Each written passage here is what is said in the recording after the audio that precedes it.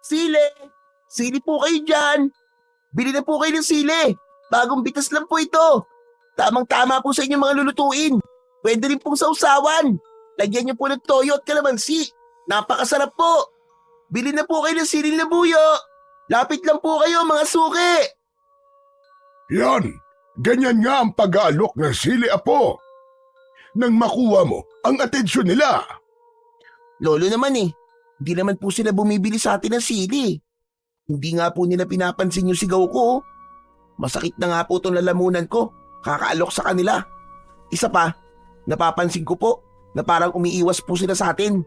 Dati naman po kapag nakikita po nila tayo, nag-uunahan sila sa pagbili sa atin ng sili. Apo, pabayaan mo na sila. Baka naman wala lang silang pambili ng sili, kaya sila lumalayo sa atin. Hala, sige na. Itulak mo na lang ang kariton at sa palengke na lang tayo pumunta. Doon na lang tayo magbebenta ng mga sili.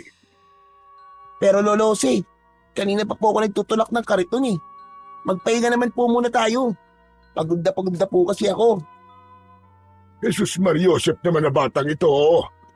Paano ba naman mauubos itong parinda natin kung palagi na lang tayo magpapahinga? Alam mo naman na nagmamadali tayo, hindi ba? Dahil baka maabutan na naman tayo ni Leo at kunin sa atin itong mga paninda natin. Si Lolo naman isang beses pa lang naman po tayo nagpahinga Tsaka kalahating araw na po tayo naglalakad, Lo. Pagod na po talaga ako Hindi po ba kayo napapagod sa pagtutulak ng kariton? Aba, syempre naman napapagod din ako. Gusto ko rin naman na magpahinga tayo. Kaya lang, mas kailangan nating magtinda para meron tayong pambili ng ating pagkain. Tama na ang pagrereklamo mo. Tamad lang ang nagpapahinga, apo. Hindi naman po ako nagrereklamo Talagang pagod na po ako sa pagtutulak ng kariton Isa pa, tingnan nyo naman po. Walang bawas ang tinda natin. Simula po nung ipagbawal ni Mayor Aragon ang pagtitinda ng sili, natakot na po ang mga tao na bumili sa atin. Pero Lolo, bakit po kaya ipinagbabawal ni Mayor Aragon ang pagtitinda ng sili? Abay malay ko. Palibasa, takot sa kanya ang mga tao. Kaya ginagawa niyang biro ang hanap buhay ng mga katulad nating naghihirap. At saka, huwag mo na nga munang isipin yun, apo. Ang mahalaga ay kumita tayo ngayong araw na ito. Kaya sige na, umalis na tayo rito. Pumunta tayo ng palengke. Baka sakaling doon maibenta na itong mga sili natin. Pero Lolo Jose, kahit sa palengke pa po tayo pumunta, wala pa rin pong bibili sa atin ng mga sili. Kaya magpapagod lang po tayo. Umuwi na lamang po tayo sa bahay. Ay nako, kung uuwi tayo, apo, paano na itong mga tinda nating sili? Masisira ito at mahihirapan na tayong ibenta ang mga ito. Alam mo naman na dito lang tayo umaasa ng ikabubuhay natin. Kahit na po. Paano po kung mahuli tayo ni Mayor Aragon? Apo, walang masama sa ginagawa natin. Kaya naman bakit tayo matatakot sa kanya? Hindi ba't galit ka sa mga duwag? Bakit ka natatakot ngayon? Hindi ka na ba matapang? Aba, matapang po ako, Lolo Jose, no? Nagmana po kaya ako sa inyo. Ang inaalala ko lang naman po ay ang kalagayan po ninyo.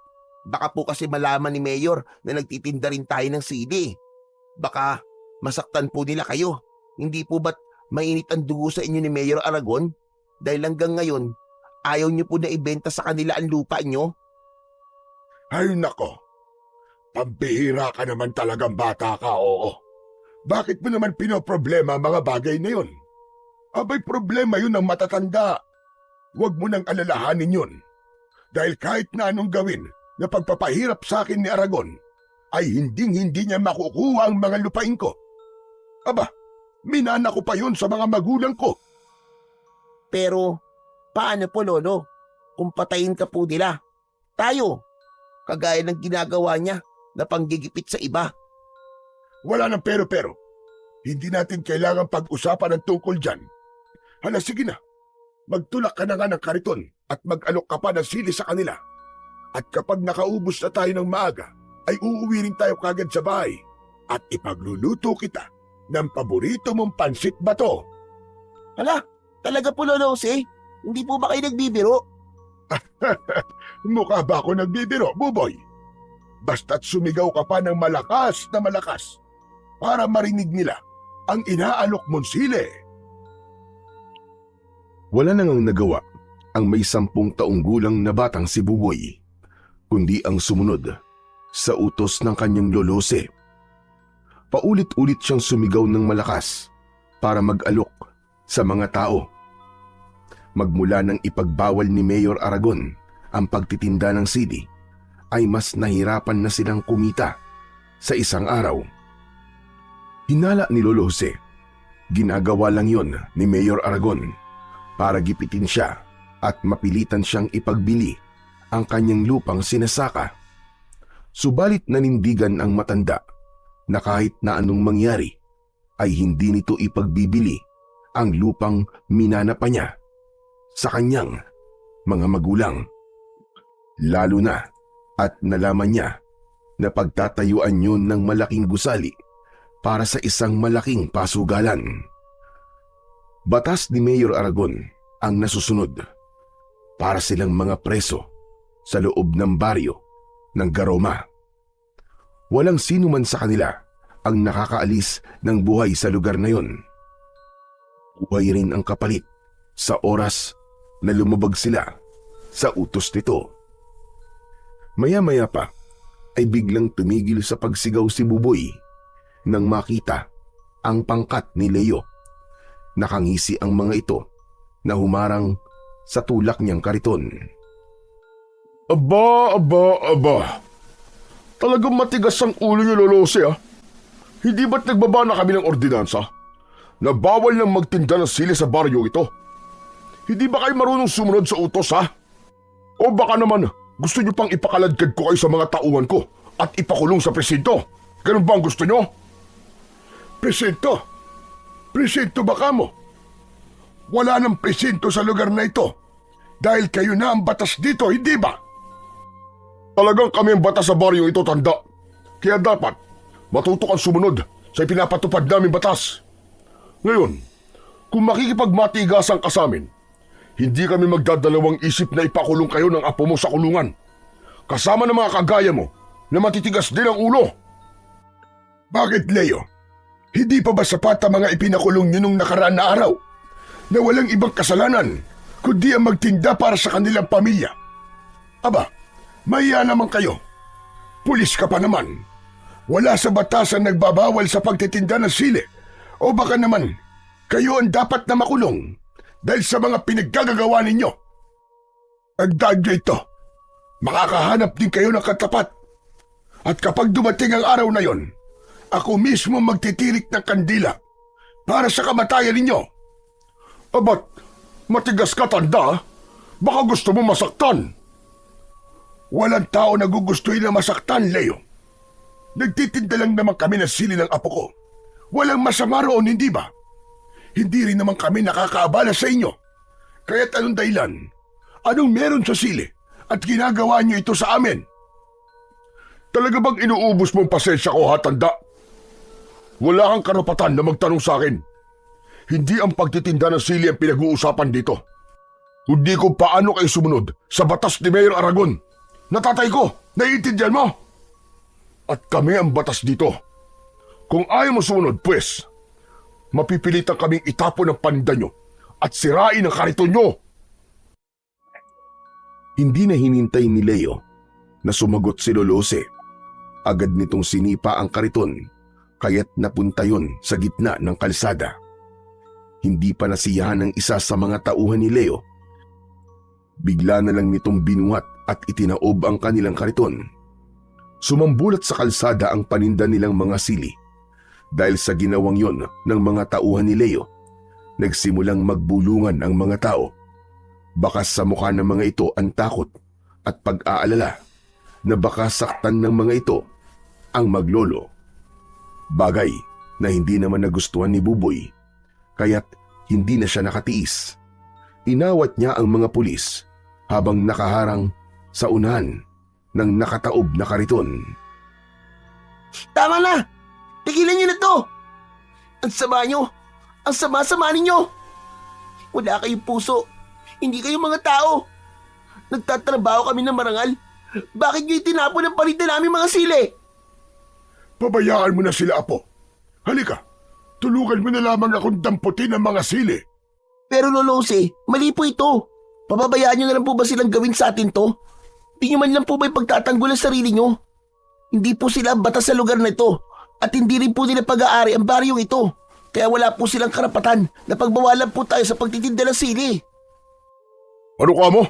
Ang tigas mong manalitang bata ka. Baka gusto mong ikaw ang itaktak namin dyan sa kalsada. Huwag niyong sasaktan ang apo ko. Hindi na kami magtitinda ng sili. Maawa na kayo. Huwag niyo nang patulan ng bata. Lolo, wala po silang awa. Kaya hindi niyo po kailangan magbakaawa sa mga yan. Mga halimaw po sila, Lolo. Apo, tama na. Sige na, pulutin na natin ang mga sili. Huwag mo na silang intindihin. Ang mahalaga, hindi naman nasira ang ating kariton. Yumuko si Lolo Jose para damputin ang mga nagkalat na sili sa kalsada. Kaya wala nang nagawa si Buboy, kundi tulungan na lamang ang matanda. Dala ng matinding awa, pumatak ang luha sa kanyang mga mata habang naririnig ang malakas na tawanan ng mga pulis na nakapalibot sa kanila. Hoy tanda, pagmasdan mo kung anong gagawin namin sa kariton nyo. Wala kasi akong tiwala na hindi na kayo magtitinda ng sili. Kaya't naisip ko, para hindi na talaga kayo makapagtinda, heto ang nararapat sa kariton nyo. Nanlaki ang mga mata ni Buboy nang paulanan ng mga ito ng bala ng baril ang kanilang kariton. Kaya't nagsitakbuhan ang mga tao dahil sa takot. Nang mga sandaling yon, ay hindi na napigilan pa ni Buboy ang kanyang sarili. Hinawakan niya ang kamay ng isa sa mga pulis ni Leo at pilit na ibinaba ang hawak nitong baril. Nilambitin na niya ang braso nito at hindi pa siya nakontento. Hinagat niya ito sa kamay. Napasigaw ng malakas ang lalaki at muntik siyang barilin. Pabalyasan itong itinulak pero muli niya itong pinigilan. Tama na po! Maawa na po kayo sa kariton namin. Nakikiusap po ako. Wala po kami ginagawa masama sa inyo. Nagtitinda lang naman po kami ng sili. Ito lang po ang hanap buhay namin kaya parang awa niyo na po. Ibaba niyo na po ang mga baril niyo. Huwag niyo po sirain ang kariton namin. Nakikiusap po ako. Pabayaan mo na sila, Apo. May karma rin ang mga taong yan. Akala ko ba kanina, ayaw mo magbakaawa sa akin si Lolo Jose. Dahil sabi mo wala kaming awa. Tapos ngayon, ikaw ang naririnig ko nagmamakaawa sa akin? Pambihira. Parang gusto ko pa yatang matuwa sa ginagawa mo eh. Dahil ang kariton na yan ay mahalaga sa buhay ni Lolo Jose. Kaya't nakikiusap po ako, Mang Leo. Huwag niyo na po sirain ang kariton namin. Pasensya ka na, bata. Pero wala akong awa eh. Wala akong pakialam sa kariton nyo. Isa pa, huli na para pigilan mo pa kami dahil nawasak na namin ang kariton nyo. Kung sa simula pa lang hindi na kayo nagmatigas, hindi na sana humantong pa sa ganito. Ang lagay eh, kasalanan pa namin ng apo ko ang nangyari sa kariton. Tatandaan ko ang araw na ito. Darating din ang parusa para sa inyo. Dahil sa sinabing yon ni Lolo Jose, mas lalong tumindi ang galit ni Leo. Tumayo ito at inutusan ang mga pulis na ubusin ang bala sa kariton ni Lolo Jose at Buboy. Sinikap ni Buboy na pigilan ang mga ito, ngunit itinulak siya ng lalaking hawak niya sa braso. Nawalan siya ng balanse at tumama ang kanyang ulo sa bato. Naramdaman niya ang pag-iinit ng kanyang ulo at napansin niya ang mapulang likido na umaagos sa kanyang noo. Nang makita yon ni Lolo Jose, ay agad itong lumapit sa kanya. Diyos ko, ang apo ko! Tulungan niyo kami! Ang apo ko! May dugo ang ulo niya! Saklolo! Tulungan niyo kami! Dala ng labis na sakit na nararamdaman ni Buboy, unti-unting nagdilim ang kanyang paningin hanggang sa mawalan siya ng malay. Takot na takot si Lolo Jose nang buhatin si Buboy at dinala sa tabi ng kalsada. Sakto naman ang pagdating ni Kapitan Maro na isa rin namang kaalyado ni Leo. Ano ka ba naman, Kapitan? Bakit ngayon ka lang dumating? Hindi mo ba alam na ang maglolo na yan ay nahuli ko nagtitinda ng sili? Pagsabihan mo mga yan, ha? At baka pati ikaw samain sa akin. Sa susunod na makita ko pa nagtitinda pa sila rito ng sili, alam mo na kung anong mangyayari sa pamilya mo. Naiintindihan mo? Sunod-sunod na napatango si Kapitan Maro at bakas ang takot sa mukha nito. Nang umalis ang mga pulis at si Leo, saka naman nilapitan ni Kapitan Maro si Lolo Jose na halos maiyak sa labis na pag-aalala kay Buboy. Sapo-sapo ng palad ng matanda ang dumudugong ulo ng kanyang apo. Tulungan mo ako, Kapitan Maro. Ang apo ko, dali natin siya sa ospital. Subalit umiling si Kapitan Maro at sinabi nitong sarado ang ospital, pati ang malapit na pagamutan. Siya na lang daw ang gumamot kay Buboy. Ang magagawa lamang daw nito ay ang ihatid sila sa kanilang bahay. Kaya naman, wala nang nagawa si Lolose, kundi ang iwanan ang kanyang paninda at iuwi si Buboy sa kanilang tirahan. Samantala, sa kabilang dako naman, habang nakasandal sa pader si Efren, umalingaw-ngaw ang sigaw ng pulis na nagbukas ng kulungan niya. Sinabi ng pulis na laya na siya at huwag na siyang babalik sa bilibid. 10 taon siyang nakulong sa salang pagpatay sa matanda na si Benito na pinuno ng mga aswang sa kanilang baryo. Isang paratang na hindi naman niya ginawa. Maswerte lang siya at isa siya sa mga nabigyan ng parol para makalaya ng maaga. Isang malalim na buntong hininga ang pinakawalan ni Efren. Dinampot niya ang bag, saka siya lumabas ng kulungan. Walang pamilya na susundo sa kanya dahil nalaman niya na namatay na ang kanyang asawa pagkatapos nitong manganak. Ang huling balita na lamang niya ay nasa pangangalaga ni Lolose, ang kanilang anak. Sumulat ito sa kanya at sinabing lumipat ang mga ito sa baryo ng Garoma, sa lugar mismo ng kanyang asawa na si Marisa. Maya-maya pa ay dumaan sa harapan niya ang isang truck na puno ng kahoy.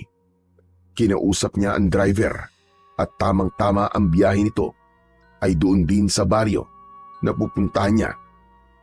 Pagkalipas ng ilang oras na biyahe, pagbaba niya sa tulay ay nagpasalamat siya sa driver. Bago siya iniwan sa lugar na yon, sa tapat mismo ng arko ng baryo. Hindi siya pamilyar sa lugar na yon, kaya naman punong-puno ng pag-aalala ang kanyang dibdib. Wala siyang makitang sasakyan. Wala ring mga bahay na nakatayo sa gilid ng kalsada. Kahit ang mga tao sana na pwede niyang pagtanungan ay wala rin. Kaya't nagpasya na lamang si Efren na maglakad papasok sa baryo. Anak nang, pambihira naman buhay to. Ilang minuto na ako naglalakad pero wala pa rin sasakyan. Kapag nagkataon, dito pa yata ako matutulog sa kalsada. Ano ba kasing klaseng lugar ito? Saglit na napahinto sa paglalakad si Efren dahil sa wakas ay may nakita na siyang mga tao. Ngunit abala ang mga ito sa pagtingin sa lalaking nakahiga sa lupa. Nagmamadali si Efren na lumapit sa mga ito. Magtatanong sana siya nang mapansin ang lalaking dilat ang mga mata. Nakaluwa ang lamang loob at halos maputol ang leeg. Sa hibla ng mga buhok na nakapulupot dito, natitiyak niyang aswang ang pumatay sa lalaki. Diyos ko, hanggang dito ba naman? Meron pa ring mga aswang? Hinahabol yata ako ng mga aswang. Kailangan mahanap ko kagad ang anak ko. at iaalis ko siya sa lugar na ito. Nagsimula si Efren na magtanong sa mga tao. Subalit lahat ng lapitan niya ay umiiwas at hindi nakikipag-usap sa kanya. Wala siyang natanggap na impormasyon na makapagtuturo sa bahay ni Lolose. Pinili na lamang niya na umalis sa lugar na yun at ipagpatuloy ang kanyang paglalakad. Hanggang sa madaanan niya ang isang lalaking pilay at isang magandang babae na may dala na labahin. Nilapitan niya ang mga ito at nagtanong, Sandali lang miss, pwede ba magtanong? Ito ba talaga ang baryo ng Garoma? Pasensya na, hindi kasi ako taga rito eh. Tama ba tong lugar na napuntahan ko? Tsaka, baka naman may kilala kayong Lolose. Tumango ang babae bilang tugon sa tanong ni Efren. Nagulat siya dahil pipi ang babae. Kaya ang sumagot sa kanyang tanong ay ang lalaking pilay na kasama nito. Ayon sa lalaki, ay kilala nito si Lolose at tama ang lugar na pinuntahan niya. Subalit sinabi rin nito na kung maaari ay bumalik na lang daw siya sa lugar kung saan siya nanggaling dahil hindi na raw ligtas ang baryo para sa mga katulad niya na dayuhan. Pero taga rito po ang asawa ko eh. Namatay na siya. Pero nandito ho ang anak ko at inaalagaan po ni Lolose. Baka naman po alam niyo kung saan siya nakatira. Wala po kasi akong ibang mapupuntahan eh. Sila na lang po ang pamilya ko. Nagkatinginan ang dalawa at tumango bilang tugon. Nakilala nga ng mga ito si Lolose. Itinuro ng dalawa ang direksyon kung saan siya pupunta. Basta ang natandaan niya ay malapit raw sa simbahan ng Garoma, ang bahay ng matanda. Pagkatapos na magpasalamat ni Efren, ay nagsimula na siyang maglakad at iniwan ang dalawa. Kaya lang, hindi pa man siya nakakalayo sa mga ito, ay narinig na niya ang sigaw ng mga taong nakausap niya kanina. Kasunod ng malakas na tawanan ng mga lalaki at ingay ng tunog ng makina ng sasakyan. Napalingon siya sa gawi ng mga ito at nakita ang isang lalaki na nakaharang sa dalawa. Sandali lang, nene. Nagmamagandang loob lang naman ako sa'yo. Sige na naman. Umayag ka nang ihatid kita sa bahay niyo. Pero ang gusto ko, ikaw lang ha.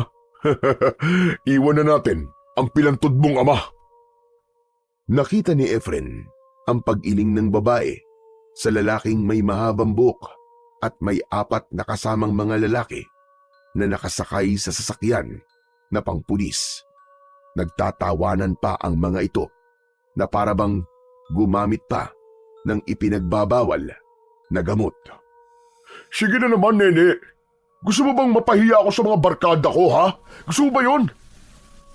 Nasa mukha ko ba ang gagawa ng masama? Mabait ako, nene. Kaya sige na, sumama ka na sa amin. Muling tumanggi ang babae sa inaalok ng lalaki na naririnig niyang tinawag na Leo ng mga kasama nito. Panay ang senyas ng dalaga sa pagtanggi, habang ang ama naman nito ay itinutulak ng isa pang lalaki na bumaba mula sa sasakyan. Pero agad naman na umalis ang babae kasama ang ama nito. Dahil napahiya si Leo, pinagtawanan ito ng mga kasama niya at kinantsawan.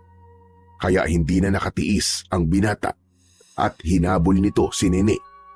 Niyakap kagad nito sa bewang ang dalaga at dinala sa madilim na bahagi ng kakauyan. Ang ama naman ng babae ay agad na pinagsusuntok sa sikmura ng mga kasama ni Leo hanggang sa mawalan ito ng malay. Malakas ang iyak ng dalaga kaya't mabilis na tumakbo si Efren para tulungan si Nene.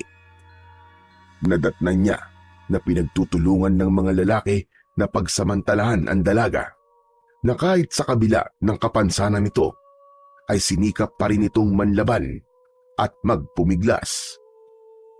Ano ka ba? Huwag ka nang pumalag. Mabilis lang to. Ibigay mo na sa amin ang inaasam-asam namin na ligaya. Sige na! Huwag ka nang manlaban nang hindi ka na masaktan. Hindi na natapos ni Leo ang iba pa nitong sasabihin nang dinakot kagad ni Efren ang damit nito at sinuntok sa muka. Sinundan pa niya yon ng isa pang sipa na tumama naman sa sikmura nito.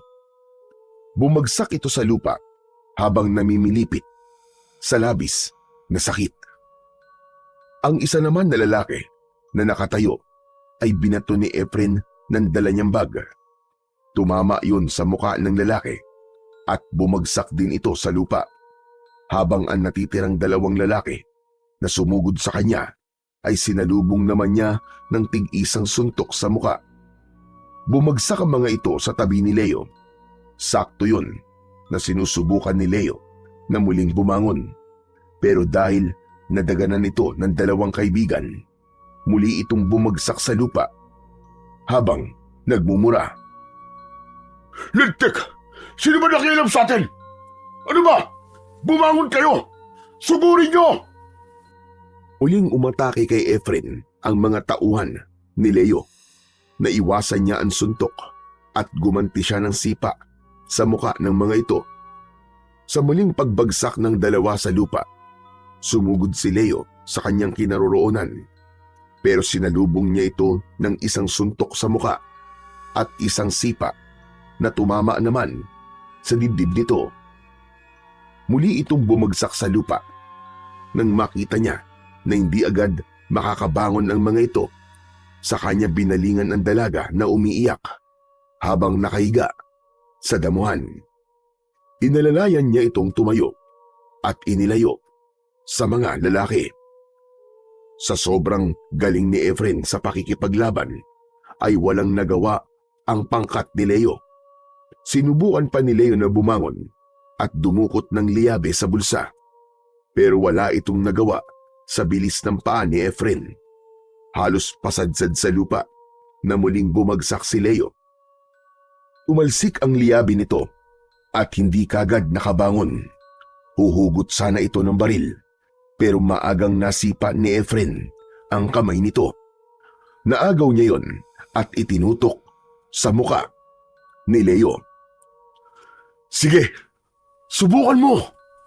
Isang maling kilos mo lang, sambulat ang ulo mong hayop ka.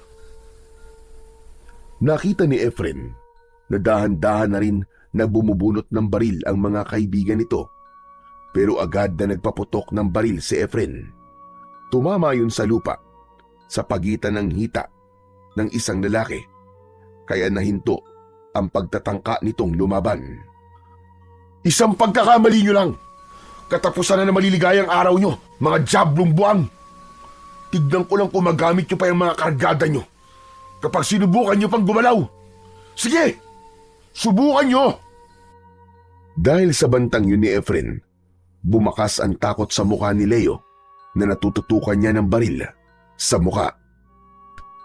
Anak ng tutsa, oh! Ibaba nyo mga baril nyo! Kung ayaw nyong butasin ko ng bala ang mukha ng lalaking to, sige na, ibaba nyo na! Madali akong mangawit at nervyoso ko. Baka mamaya bigla akong makalabit to. Bricks, Roy, mga lintik kayo! Ibaba nyo na ang mga baril nyo! Ano ba? Bilisan nyo! Baka mamaya biglang kalabitin ito ang gatilyo eh! Sakalang ibinaba ng mga lalaki ang hawak na baril at inihagis yun sa paanan ni Efren. Dinampot niya ang mga yon at matapang na hinarap ang mga ito. Hala, sige! Hubad! Maghubad kayo! Teka, sandali lang! Bakit po kami pinag-uubad? Ano ba binabalak mo sa amin? Sinunod namin ang gusto mo ah! Huwag ka na magtanong! Basta maghubad kayo! Hubad! Sigurado ka ba sa sinasabi mo, Brad? Baka hindi mo nakikilala kung sino binabangga mo. Wala akong pakialam kung sino ka pa. Basta maghubad ka. Kung ayaw mong pasabugin ko ang bao ng ulo mo, tsaka yung ulo mo sa baba, Ano? Bilis! Hubad! Wala nang nagawa sina Leo, kundi ang sumunod sa utos ni Efren. Isa-isang hinubad ng mga ito ang kani-kanilang mga damit. Pagkatapos ay gumawa ng bag si Efren na yari sa dahon ng lipa. Isang uri iyon ng dahon na makati kapag napapadikit sa balat. Nang matapos siya sa kanyang ginagawa, ay iginapos niya sa baging ang kamay ng mga ito. Saka itinali sa sasakyan at dinala sa istasyon ng mga pulis. Nang tumigil sila sa tapat ng presinto, galit na nagbanta si Leo. Hayop ka! Pagsisisihan mo ginawa mong ito. Gagawin kong impyerno ang buhay mo. Matagal ng impyerno ang buhay ko. Hindi ako natatakot sa banta mo. Matagal na akong takot.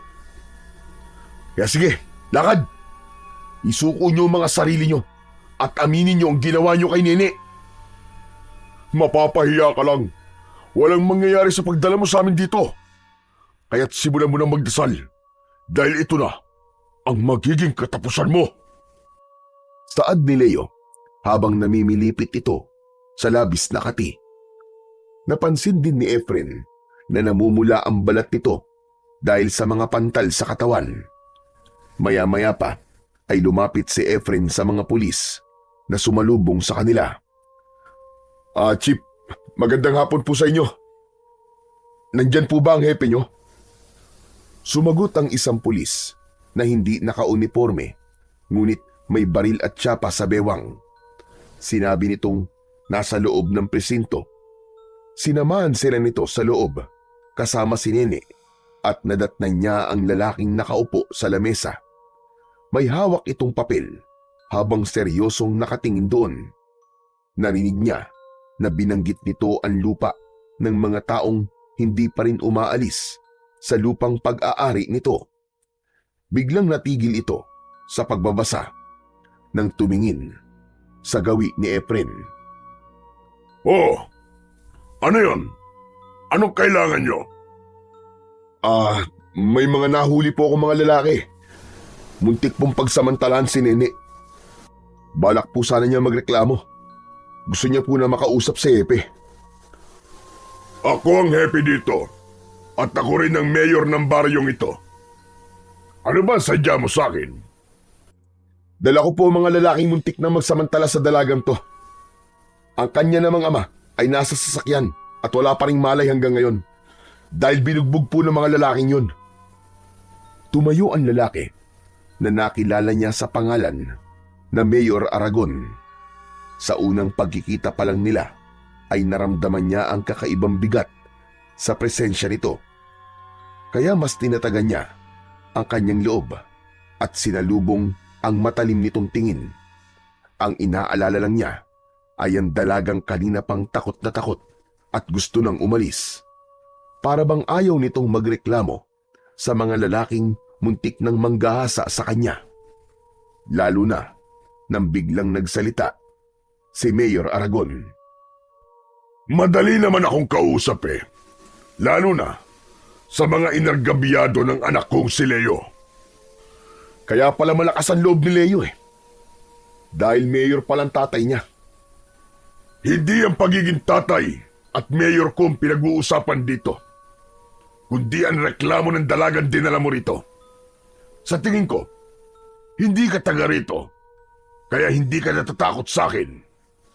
Bakit naman ako matatakot sa inyo? Wala naman akong ginagawang masama. Dapat pa nga po ay magpasalamat ka dahil may pumigil sa anak mo na magkasala. Hindi mo yata ako naiintindihan eh. Anak ko si Leo at dito sa baryong ito, batas ko ang nasusunod. Kaya hindi ko kailangan magpasalamat sa'yo dahil anak ko mismo ang pinag-uusapan natin dito. Kung gusto mo, tatanungin ko yung babaeng muntik pansamantala ng anak ko. Kukunan ko kayo ng statement para legal ang gagawin yung demanda. Ikaw naman, Iya. Ano ba talaga nangyari sa'yo, ha? Mukhang tinatakot nyo naman si Nene eh. Hindi nyo ba alam na pipi siya? At wala siyang kakayang magpaliwanag sa inyo? Wala akong pakialam kung pipi siya o ano ang kapansanan niya. Isang iling at tangulang ang isasagot niya sa mga tanong ko. Kaya Iha, sumagot ka. Tinatanong kita, ano ba talagang gusto mong ireklamo sa anak ko, ha? Dahil sa malakas na boses ni Mayor Aragon, ay napatakbo sa labas ng presinto si Nene. Wala nang nagawa si Efren, kundi ang tumayo at pigilan ito. Ngunit natutukan na siya kagad ng baril ni Mayor Aragon. Hoy lalaki, subukan mo lang nahabulin ang babae na yon at papuputukan ko ng baril ang ulo mo. Ang tangkasa ng paghabol ni Efren sa dalaga ay natigil at napalingon sa gawi ni Mayor Aragon. Lumapit ito sa kanya at sinuntok siya sa muka. Sabay tutok din ng baril sa kanyang noo. Wala naman palang gustong ireklamo ang dalagang yun eh. Pinipilit mo. Alam mo ba kung sino ang gusto mong ipakulong sa akin? Ha? Siya ang kaisa-isa kong anak. Kaya lahat ng mga taong mananakit sa kanya, pinapatay ko. Gusto kong itatak sa isip mo na walang makakatalo sa akin, lalo na sa batas na ipinapatupad ko. Nagkakaintindihan ba tayo? May katapusan din ang pagiging mayor mo. Matapang ka lang dahil nasa posisyon ka at may hawak ang baril. Pero isinusumpa ko na magbabayad kayo sa lahat ng kasamaan ninyo. Huwag kang masyadong matapang dahil nandito ka sa teritoryo ko. Wala kang lugar dito, kaya mabuti pa, umalis ka na sa baryong ito. Mayor, kung saan ako nakatayo, yun ang teritoryo ko. Ano ka mo? Matigas ka, ha? Kung ganun, ako mismo magpapatapon sa'yo sa labas ng baryong ito. Hala, sige lakad! Ibabalik kita sa pinanggalingan mo! 2 palo ng baril sa ulo ang naramdaman ni Efren. Halos manlabo ang kanyang paningin nang isakay siya sa sasakyan na pag-aari ni Mayor Aragon. Pagkalipas ng kalahating oras ay narating nila ang dulo ng tulay. Saka pabalya siyang itinulak sa labas ng arko ng baryo. Ibinato sa kanya ang dala niyang malaking bag, kasunod ng pagduro nito sa kanyang muka. Hindi ako nakikipaglokohan, lalo na sa mga estranghero na kagaya mo. Magpasalamat ka at mabait pa ako. Binibigyan kita ng pagkakataon na umalis sa baryong ito. Pagkatapos ng ginawa mo sa anak ko, doon pa lang sana sa presinto, pinatay na kita. May kasalanan ng anak mo, kaya ako siya sinaktan. Ako, ano bang kasalanan ko? Para ganituhin niyo ako. Malaki ang kasalanan mo dahil sinaktan mo ang anak ko, si Leo. Kung saan ka man nanggaling, bumalik ka na sa lugar mo at huwag ka nang babalik dito. Sa sobrang galit ni Mayor Aragon, dinakot nito ang damit ni Efren at pinagbantaan. Tandaan mo ito. Ni anino mo, ayoko nang makita sa baryo ng Garoma. Kung ayaw mong pakainin kita ng bala. Sabay suntok sa kanyang muka. Bumagsak siya sa lupa habang hindi inaalis ang paningin sa muka nito. Akma na sanang tatayo si Efren, pero muli siya nitong tinutukan ng baril sa noo. Huwag mo nang subukan lumaban dahil mapapadali lang lalo ang buhay mo. Hindi ko na uulitin ang sinabi ko sa iyo kanina. Huwag ka nang babalik sa baryong ito. Hindi mo ako mapipigilan. Babalik ako at dudurugin ko kayo ng anak mo. Dala ng labis na galit ni Mayor Aragon, hinampas siya nito ng baril sa muka. Saka ito sumakay sa sasakyan at umalis sa kanyang harapan. Bumangon si Efren at tumayo habang pinupunasan ang dugo sa kanyang labi. Hindi niya inaalis ang kanyang paningin sa papalayong sasakyan ng mga ito. Dinampot niya ang kanyang bag sa lupa, saka isinukbit sa kanyang balikat. Hindi siya umalis. Sa halip, bumalik siya sa baryo ng Garoma. At dahil nilakad lamang niya ang kalsada, naabutan na siya ng pagdilim sa daan. Tanging ang liwanag lang ng buwan ang nagsisilbi niyang tanglaw sa dinaraanan niya. Maya-maya pa ay bigla siyang nakarinig ng tunog ng pag-angil. Sa unahan yun ng daan. Ganun na lamang ang panlalaki ng kanyang mga mata nang makita ang isang nilalang na nakaupo na nakatalikod sa kanya. Lumulutang ang buhok habang abala ito sa paglantak sa katawan ng isang babae. Kitang-kita niya ang pagkikisay ng paa ng biktima. Mabilis niyang dinukot ang bote ng langis na may dinikdik na sili sa kanyang bulsa. Nilapitan niya ito at agad na binuhusan. Nagulat ito at napatayo na humarap sa kanya habang umuusok ang katawan. Yan ang nararapat sa'yo, halimaw ka! Lumayo ka sa babaeng yan! Dahil sa labis na sakit, ay napasigaw ang aswang at nagmamadaling umalis. Yun nga lang, dala nito ang katawan ng biktima. Hindi na naabutan pa ni Efren ang nilalang na tumakas dahil masyadong madilim ang daan. Kaya nagmamadaling umalis sa lugar na yon si Efren. Pagkalipas ng ilang minuto, ay narating niya ang sentro ng baryo ng Garoma. Nakita niya na marami pa rin tao sa daan, kaya hindi siya nahirapan na magtanong kung nasaan ang bahay ni Lolose. Ngunit nabigo siyang makatanggap ng maayos na sagot sa mga ito. Kaya sa uli, sa simbahan siya pansamantalang nakituloy at nagpalipas ng gabi. Samantala, sa bahay naman ni Lolose ay nagising si Buboy. Bumangon siya at hinawakan ang ulo na may benda. Inilinga niya ang kanyang paningin sa paligid. Napansin niyang madilim na sa labas. Maya-maya pa, bumukas ang pinto. Pumasok si Lolose na may dalang pagkain. Buboy, Apo! Mabuti naman at gising ka na. Kumusta na ang pakiramdam mo, Apo? Ayos na po ako, Lolose. Medyo masakit lang po ang ulo ko. Ano po bang nangyari?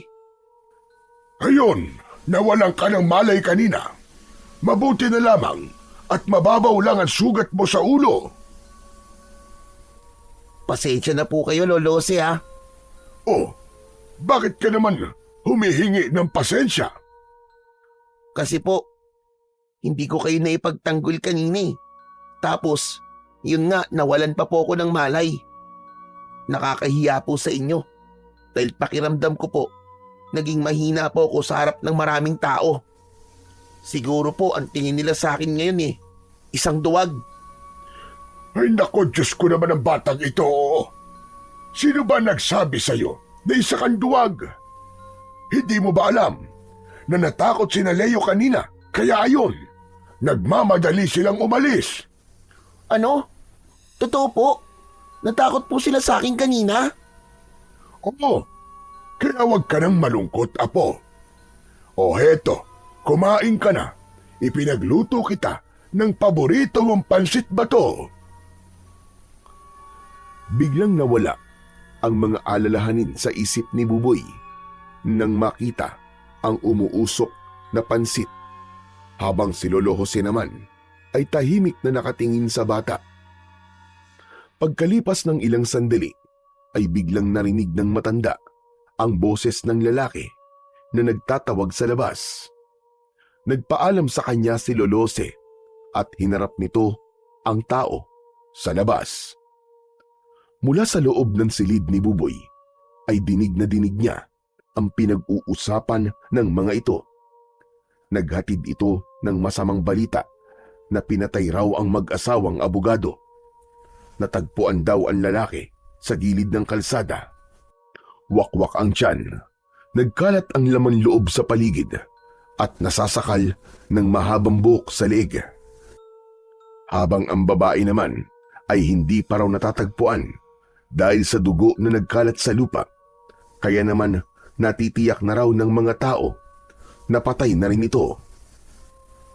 Napakuyom ang kamay ni Buboy nang marinig ang sinabi ng lalaki kay Lolo Jose at bumakas ang galit sa kanyang muka. Madalas nang napapabalita ang sunod-sunod na pag-atake ng mga aswang sa kanilang baryo. Hinala ng lahat ng mga tao na kagagawan daw yun ni Mayor Aragon na may alagang mga aswang para patayin ang lahat ng kumakalaban dito. Dahil doon, hindi na napigilan ng matanda ang labis na galit. Mga demonyo! Demonyo talaga! Talagang sagad na sa buto kasamaan ng hayop na mayor na yan. Tipunin mo mga kasama natin bukas. Kailangan na natin pagplanuhan ng maigi ang pagpapatalsik sa alkalde na yan. Bago pa nila tayo maubos, kailangan mapatay na rin natin ang mga alagad niyang aswang. Narinig ni Buboy ang pagtugon ng lalaking kausap ni Lolose. Nagpaalam na ito sa matanda, kasunod ng yabag ng paa, papalapit sa kanyang kwarto. Maya-maya pa ay pumasok ito sa loob. Wala na nag-iisang tagapagtanggol natin, Apo. Pinatay na kagabi ng mga aswang. Diyos ko, nag-aalala ko na baka isang araw ako naman ang guluhin ng mga aswang na yun. Ipagbili ko na lang kaya ang lupain ko, Apo. Huwag po, Lolosi. Ito na lang po natitirang alaala nyo sa mga magulang nyo, di po ba? Ipaglaban nyo po ang karapatan nyo. Huwag po kayo matakot sa kanila. Hindi naman ako natatakot sa kanila. Nag-aalala lang ako sa kaligtasan mo. Huwag nyo po akong alalahanin. Naniniwala po ako na walang mangyayaring masama sa akin, Lolo. Kaya po natin to. Ang pagpupulong nyo bukas at hanggat kaya nyo pong lumaban, lumaban po kayo. Isang malalim na buntong hininga ang pinakawalan ni Lolose. Sabay sulyap sa isang tungkod na may talim sa dulo. Nakasabit yun sa dingding, nagawa sa sawali. Matagal nang nakikita ni Buboy ang tungkod na yun sa dingding, katabi ng lumang salakot na gawa sa abaka. Hindi niya alam kung bakit sa tuwing nag-aalala si Lolose ay madalas niya itong nakikitang nakatingin sa sandatang yon. Lolose, sa inyo po ba ang tungkod na may talim po sa dulo? Hindi sa akin ang tungkod na yan, Apo. Pag-aari yan ng isang dating manunugis ng mga aswang na iniligtas ko sa kamatayan. Alam mo bang, mahusay rin siyang magtanim at magtinda ng sili. Magaling din siyang makipag-usap sa mga tao. Sayang lang at nakulong siya. Kung nandito lang sana siya, may makakatapat na ang mga aswang at si Aragon. Kung ganun po, matapang po pala ang manunugis na yun, Lolose. Bakit naman po siya nakulong? Ano pong kasalanan niya? Inako niya ang kasalanan ng iba. Siya ang naabutan ng mga pulis. Bumalik kasi sa dating anyo ang aswang na yon. Kaya inakala ng mga pulis na tao ang pinatay ng manunugis. Kung ganun po, nakakulong pa rin po siya hanggang ngayon. Tama ka, Apo. Ay nako, huwag na nga natin pag-usapan ang tungkol sa kanya. Nalulungkot kasi ako kapag naaalala siya. O siya, sige na. Matulog ka na at maaga pa tayong pupunta sa simbahan bukas. Mag-aalay tayo ng dasal sa 10 taon na pagkamatay ng nanay mo. Hala, muntik ko na po makalimutan. Kaya nga, magpahinga ka na at matutulog na rin ako. Napapailing na umalis si Lolose sa loob ng kanyang silid. Isinara nito ang pinto, saka nagpahinga sa kwarto nito.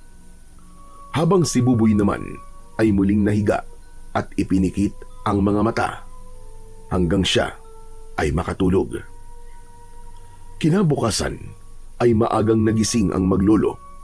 Umalis sila at tinahak ang daan papunta sa simbahan. Samantala, sa simbahan naman ay nagising si Efren nang marinig niya ang pagsisimula ng misa. Nasa ilalim siya ng bangko sa likod ng altar, kaya hindi siya napansin ng mga tao doon. Inayos niya ang kanyang sarili at bumangon. Pagkatapos ay lumapit sa mga nakaupong mga tao at nakinig sa sermon ng pari. Inilinga niya ang kanyang paningin at bigla niyang nakita si Mayor Aragon kasama ang anak nito na si Leo. Nakaupo ang mga yon sa likod na bahagi ng simbahan, nakayuko na parabang mga banal. Nakuyom niya ang kanyang kamao at maingat na lumabas ng simbahan. Humantong siya sa tirikan ng kandila kung saan ay nakita niyang may isang bata at matandang lalaki na nakatayong patalikod sa kanya. Nakayuko ang ulo ng mga ito habang nakaharap sa nakasinding kandila. Biglang sumagi sa isip ni Efren na yun ang araw ng kamatayan ni Marisa, kaya naisip niya na ipagtirik ng kandila ang asawa. Ale, pabili nga po ng kandila, isa lang ho. Ito po ang bayad ko. Ibinigay sa kanya ng babae ang kandila at tumabi siya sa dalawang nakatayo. Balak niya rin na magtanong sa mga ito tungkol kay Lolose. Kaya pagkatapos niyang sindihan ang kandila, ay humarap siya sa mga ito. Tatang, pwede po ba magtanong? May kilala po ba kayong Lolose ang pangalan? Napaawang ang bibig ni Lolose nang matitigan nito ang lalaki. Bumundol ang kaba sa kanyang dibdib. Hindi siya maaaring magkamali. Si Efren ang nasa harapan niya. Si Efren naman ay agad na nakilala ang matanda. Ang reaksyon nila ay napansin ng batang si Buboy. Sa tingin niya ay matagal nang magkakilala ang dalawa. Efren? Aba, Efren, ikaw na ba yan? Opo, ako po si Efren. Kahapon ko pa po kayo hinahanap, Lolose. Teka, Lolose. Sino po siya? Kilala niyo po ba siya? Dati ko siyang kaibigan, Buboy. Halika, Efren. Sa bahay na tayo mag-usap. Naunang maglakad ang matanda, habang sina Buboy at Efren naman ay matagal na nagkatitigan. Parang may kung anong lungkot ang nakita ni Buboy sa mga mata ng lalaking kaharap. Nanginginid ang luha nito habang titig na titig sa kanyang muka. Saka lang niya naalala na habulin si Lolose at iniwan ang lalaking kaharap. Lolose, sa atin po ba siya titira? Hindi ko alam, Apo. Baka magbabakasyon lang siya. Hala, sige na. Mauna ka na sa bahay at ipaghanda mo kami ng maiinom. Opo, Lolose. Bago tuluyang umalis, ay sinulyapan muna ni Buboy ang lalaking walang imik na nakasunod sa kanila. Nagtataka man ay iniwan niya ang mga ito at tumakbo sa kanilang bahay. Samantalang si Efren naman ay para nang hindi humihinga ng mga sandaling yon. Bigla ang pagdagundong ng kaba sa kanyang dibdib na gustong-gusto niyang mayakap ang anak. Ngunit alam niyang hindi yun magiging madali at baka magtaka ang bata sa gagawin niya. Pagdating nila sa loob ng bakuran ng bahay ng matanda, dumiretso sila sa upuan sa ilalim ng puno. Pambihira! Nagulat ako sa pagdating mo at muntik pa kitang hindi makilala. Hindi ko alam na lumaya ka na pala. Kalalabas ko lang po ng kulungan kahapon. At dito po kagad ako nagpunta. Nandito ka ba para bawiin sa akin si Buboy? Opo. Sana po.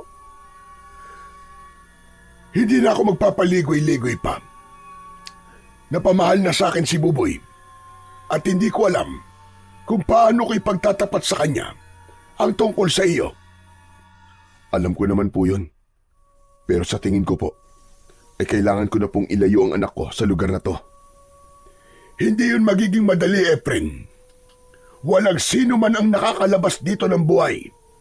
Dahil bantay sarado ito ni Mayor Aragon. Lahat ng magtatangkad tumakas sa baryong ito ay ipinapapatay niya. Hindi nila maaaring gawin yun, Lolose. Subalit, yun na ang patakaran dito, Efren. Kaya hindi nagawang umalis ni Marisa sa lugar na ito. Ang asawa ko po. Paano po pala siya namatay? Natagpuan namin siya sa loob ng bahay niya na wala ng buhay. Mabuti na lang at ng mga oras na yon ay dinala ko si Buboy sa albularyo dahil nagkasakit ito. Kaya hindi siya nadamay. Pero batay sa itsura ng katawan ni Marisa, marahil ay isang aswang nakubot ang pumatay sa kanya dahil sa mahabang hibla ng buhok na nakapulupot sa kanyang leg. Bukod pa roon, wakwak din ang kanyang tiyan at nawawala ang puso. Mga hayop talaga sila. Pagbabayarin ko ang aswang na pumatay kay Marisa. Isinusumpa ko. Efren, marami ng pinatay ang aswang.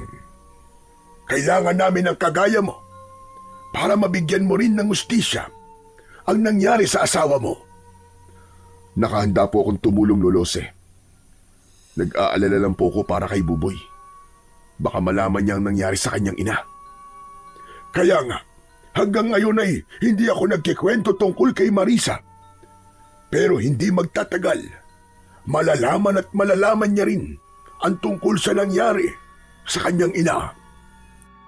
Mas mabuti po na kung wala mo na siyang malalaman tungkol sa nangyari kay Marisa. Hindi niya pa po maiintindihan ng lahat. Masyado pa siyang bata. Habang nag-uusap, sina Lolo Jose at Efren ay nakasilip naman sa bintana si Buboy. Dala ang 2 baso ng kape na iaabot niya sana sa mga ito. Kaya lang ay nakita niyang seryoso ang pinag-uusapan ng dalawa. Hindi kaya siya ang kaibigan ni Lolo Jose? Siya kaya ang nagmamay-ari ng tungkod na may talim sa dulo? Nako, kapag nagkataon, meron na magtatanggol sa amin ni Lolo Jose. Kung ganun, matapang pala siya. Bumakas ang tuwa at pag-asa sa muka ni Buboy nang maisip niya ang bagay na yon. Maya-maya pa ay ibinalik niya muna ang tasa sa loob ng kanilang kusina at hinayaan niyang mag-usap ang mga ito sa labas. Samantala, hindi naman mapakali si Efren nang marinig ang sinabi ni Lolose. Kung namatay ang asawa ko sa lugar na to, hayaan niyo po ako manatili sa bahay niyo. Paano ang plano mong pagkuha sa anak mo? Saka ko na po iisipin yun. Ang mahalaga sa ngayon, mabigyan ko ng hustisya ang nangyari sa asawa ko. Lolose, ipakilala niyo po ako sa anak ko bilang kaibigan niyo. Mananatili mo ng lihim ang pagkatao ko sa kanya. Sige, ikaw ang bahala. Pero sikapin mo muna na hindi mahalata ng mga kalaban ng totoong pakay mo sa pananatili mo sa baryong ito. Huwag po kayo mag-alala. Hanggat kaya ko, ay hindi ako lilikha ng gulo. Gagawin ko ang lahat para hindi kayo mapahamak. Lalong-lalo na po ang anak ko. Mabuti naman kung ganon. Ano na ang plano mo ngayon, Efren? Magtitinda po ako ng sili. Tutal, yun naman po ang dati kong hanap buhay. Habang ginagawa ko po yun, magmamatsyag ako sa mga tao sa baryo. Pero ipinagbabawal ng mga Aragon ang pagtitinda ng sili dito. Paraan nila yun para gipitin ako sa lupa at mapilitan akong ipagbili ito. Nakita mo ba na may benda ang ulo ni Buboy? Nakuha niya yon habang nagtitinda kami ng sili ng anak mo. Tauhan ni Leo ang may gawa nun sa kanya. Pati anak ko pinatulan nila. Anak ng teteng. Humanda talaga sila. Hindi magtatagal. Malapit ko ng putuli ng mga sungay nila. Dahil sa ginawa nila sa anak ko. Mas lalo ko silang gagalitin. Pero baka mapahamak naman lalo ang apo ko. Magtiwala po kay Lolose. Ako na po ang bahalang gumawa ng paraan. Isang plano ang nabuo sa isip ni Efren at lihim na sumulyap sa bintana ng bahay ng matanda. Alam niya na kanina ay nakasilip doon si Buboy. Hindi rin niya sinabi kay Lolose na una niyang nakaharap si Leo, kaya natitiyak niyang kaya niyang labanan ang mga ito. Bukod pa roon, hindi alam ng matanda na habang nakakulong siya ay may isang matandang salamangkero ang nagturo sa kanya ng karunungang itim na nagbibigay bisa sa lason ng kahit nanong bagay na gamitin niya sa ritual. At naisip niya na sili ang gamitin niyang lason sa mga aswang. Ang kailangan lang niya ay maibenta ang mga sili sa mga tao bilang bahagi ng pagsasagawa niya ng ritual. Magagawa niya lang yon sa tulong ni Buboy dahil kabisado na nito ang lugar. Ang mabuti pa, pumasok na tayo sa loob ng bahay para naman makapagpahinga ka na. Naunang pumasok sa loob ng bahay, si Lolose. Saka sumunod si Efren. Bumungad sa kanya ang loob ng bahay. Nakita niya ang larawan ni Marisa. Muling bumakas ang galit sa mukha ni Efren nang maalala ang kwento ni Lolose tungkol sa nangyari sa kanyang asawa. Samantala, mula naman sa loob ng silid ni Buboy ay dinig na dinig niya ang yabag ng mga paa ng mga ito. Papasok sa loob ng kanyang silid. Nakita niya ang dalawa na nakatayo sa pintuan. Buboy Apo, halika. Doon ka muna sa kwarto ko matutulog. Dito muna si Efren sa silid mo. Sige na, dalin mo na ang mga gamit mo doon. Ang ibig niyo po sabihin, Lolose, dito na po titira si Kuya Efren? Parang may kutsilyong tumusok sa puso ni Efren nang marinig niya ang sinabi ng kanyang anak na si Buboy. Hindi ako magtatagal dito. May kailangan lang akong gawin. Siya nga pala. Gusto mo bang sumama sa akin sa pagtitinda ng mga sili? Nag-aalalang napatingin si Buboy sa muka ni Lolose na seryoso rin na nakatingin sa kanya. Lolo, hindi niyo po ba sinasabi kay Kuya Efren na bawal po dito ang magtinda po ng sili? Alam na niya, Apo. Kaya lang, hilig niya talaga ang paglalako ng sili. Isa pa, gusto niyang malaman ang lahat ng pasikot-sikot sa lugar na ito. Hindi naman ako makakasama sa inyo dahil walang maiiwan dito sa bahay. Isa pa, huwag kang mag-alala. Magaling humanap ng paraan si Efren. Maabilidad siya. Paano po si Mang Leo? Ang mga pulis nila na mananakit po sa amin kapag nahuli niya kaming nagtitinda ng sili. Huwag kang mag-alala, Buboy.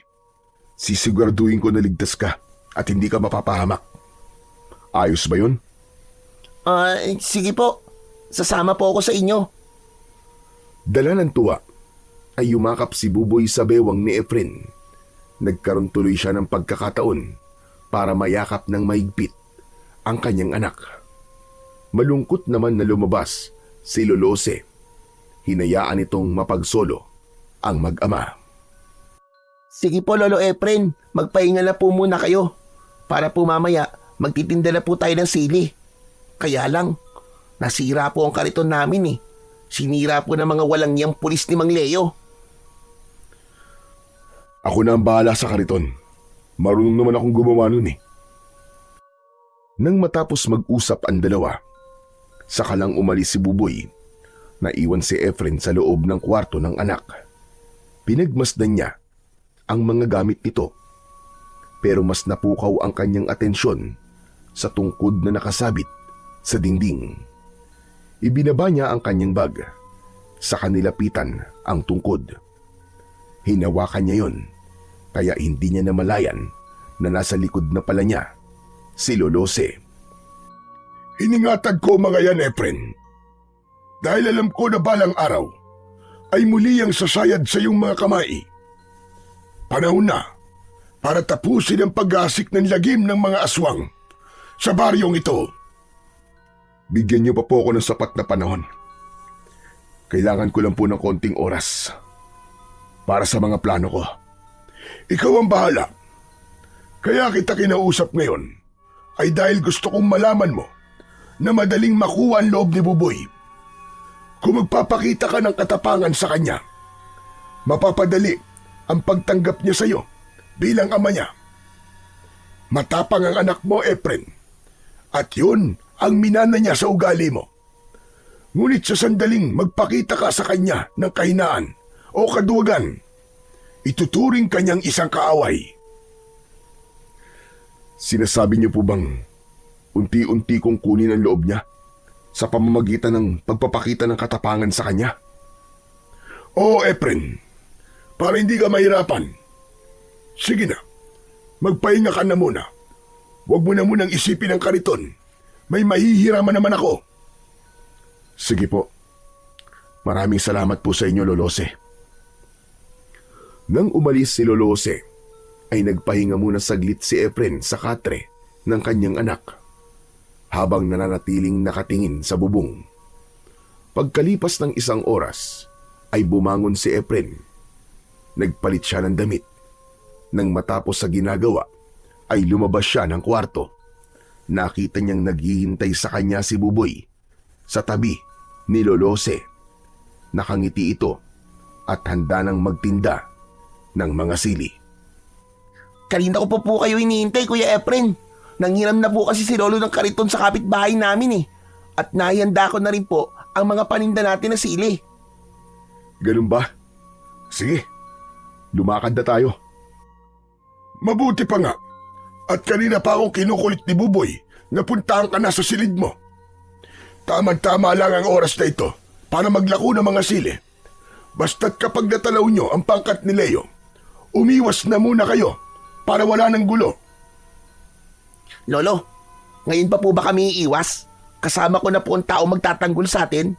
Oh, panis sila kay Kuya Efren ko. Lagot sila ngayon. Tama na yan, Buboy. Huwag ka masyadong magmalaki sa kanila. Alalahanin mo na armado si Leo. Bago lang dito si Efren, kaya ikaw ang bahalang sumama sa kanya. Huwag na po kayo mag-alala masyado, Lolose. Kaya ko naman pong pangalagaan si Buboy. Oo, narinig niyo po yun, Lolose. Ang astig po, di ba? Ipagmamalaki ko po siya sa mga kaibigan kong nang-aasar sa akin. Tama na nga yan, Apo. Alalahanin mo na hindi taga rito ang Kuya Efren mo. Hindi siya kilala ng mga tao. Baka mapagkamalang pa siyang espiya ni Mayor Aragon. Mas lalo tayong magkakaproblema. Kaya't sige na, umalis na kayo para makabalik din kayo na maaga. Sige po, aalis na po kami, Lolose. Naunang lumabas si Buboy. Saka sumunod si Efren. Nakita nila kagad ang kariton na may kalumaan na at sa loob ay nakalagay ang 3 basket ng sili. Saka magkakasabay nilang itinulak ang kariton. Sa unahan pa lang ng daan ay pinagtitinginan na sila ng mga tao. Nagtataka si Efren kung bakit gano'n na lang ang pag-iwas sa kanila ng mga tao. Pasensya na po kayo, Kuya Efren ha. Hindi ko pala nasabi sa inyo na takot po ang mga tao na bumili ng sili.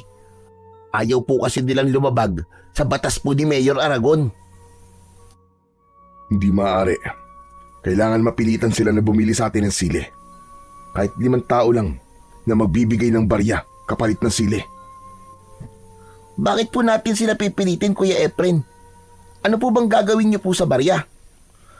Sa ako na lang sasagutin ang mga tanong mo, Buboy. Sa ngayon, magtiwala ka lang sa akin. Sige na, maglako na tayo ng sili. Alokin mo silang lahat. Agad naman nasunod sa utos ni Efren si Buboy, kaya umalingaw-ngaw ang malakas nitong sigaw. Sili! Sili po kayo dyan! Bili na po kayo ng sili, bagong pitas lang po! Mga suke, bili na po kayo! Paulit-ulit na sumigaw si Buboy, ngunit patuloy rin na lumalayo ang mga tao sa kanila. Habang si Efren naman ay lihim na pinag-aaralan ang kilos ng mga tao. Walang bakas ng pagkahawa ng mga aswang sa mga ito. Maya-maya pa, si Efren naman ang nag-alok ng sili sa mga tao. Ale, bili na po kayo ng sili. Kahit magkano po, ibibigay ko po sa inyo ang lahat ng to. Akma na sanang tatalikod ang Ali kay Efren, pero hinawakan niya ang kamay nito at iniabot ang 1 dakot na sili. Kaya wala nang nagawa ito, kundi ang magbayad. Nakita rin ni Efren ang babaeng pipi na si Nene. Nang magtama ang kanilang paningin, ay nahihiyang nagtago ito sa likod ng ama. Nilapitan niya ang mga ito. Nene, huwag ka na matakot. Hindi naman ako galit sa ginawa mo eh. Naiintindihan ko kung bakit natakot ka.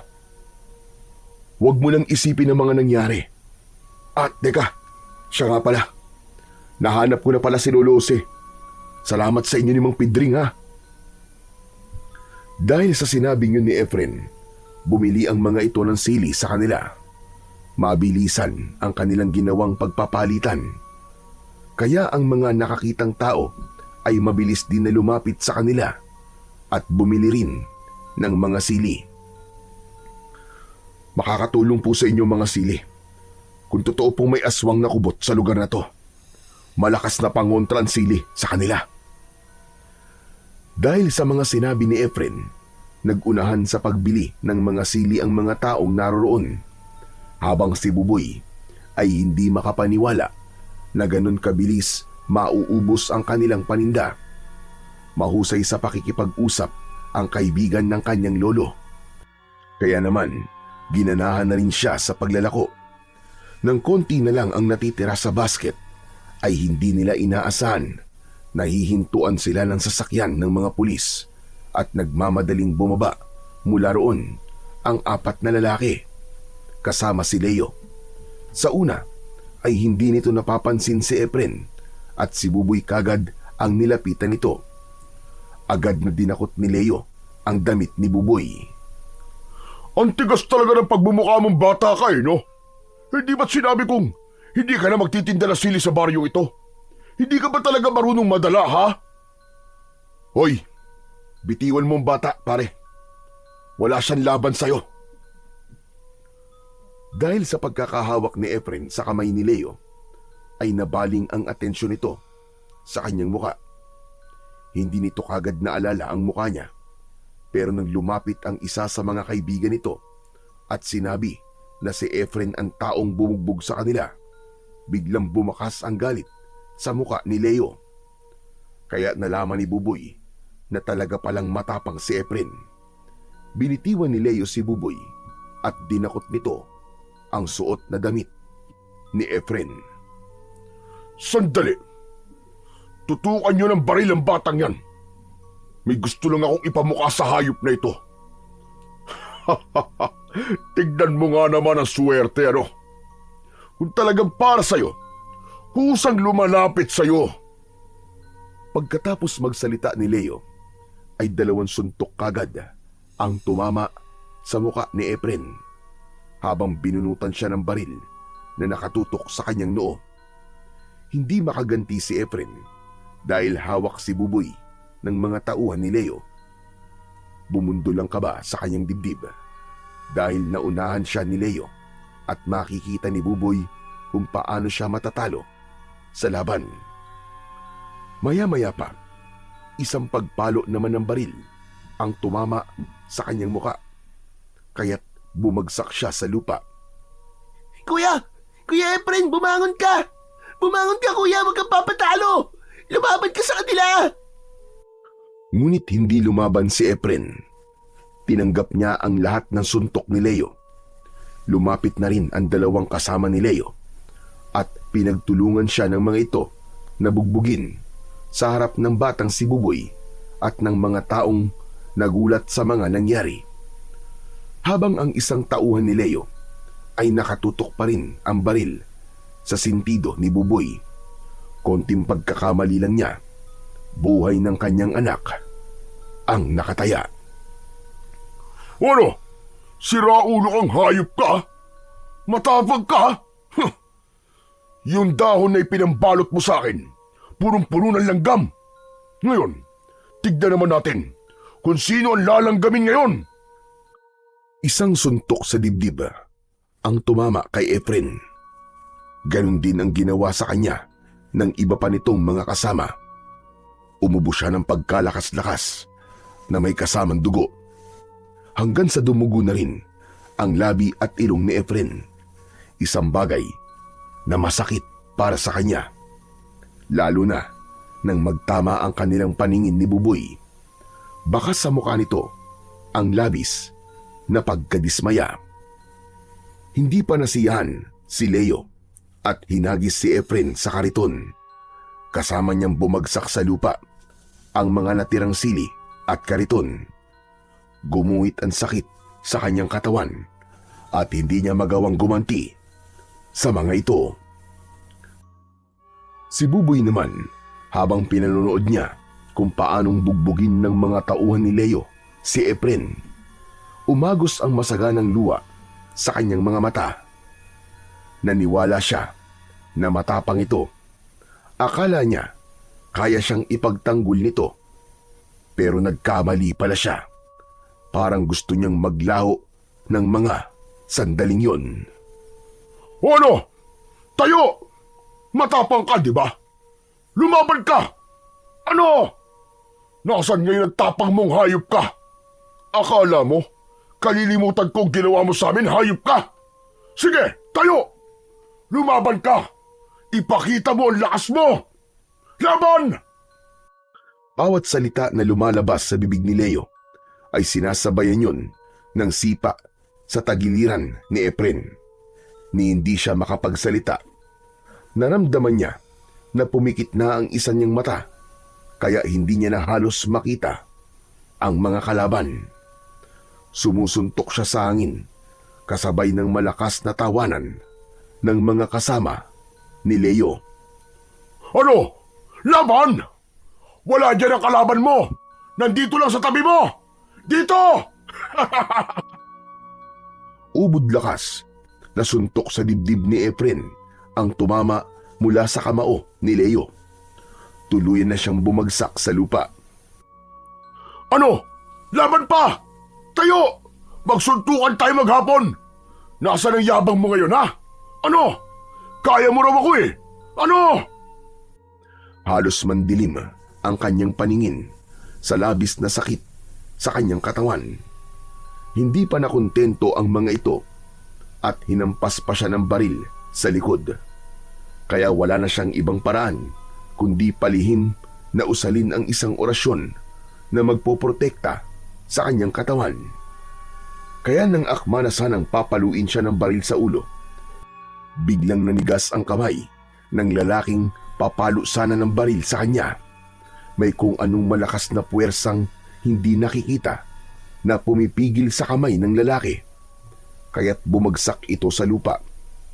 Inakala naman ni Leo na wala nang malay si Efren, kaya't iniwan siya nito na nakahiga sa lupa. Narinig na lamang niya ay ang malakas na pagharurot ng sasakyan ng mga ito papalayo sa kanya.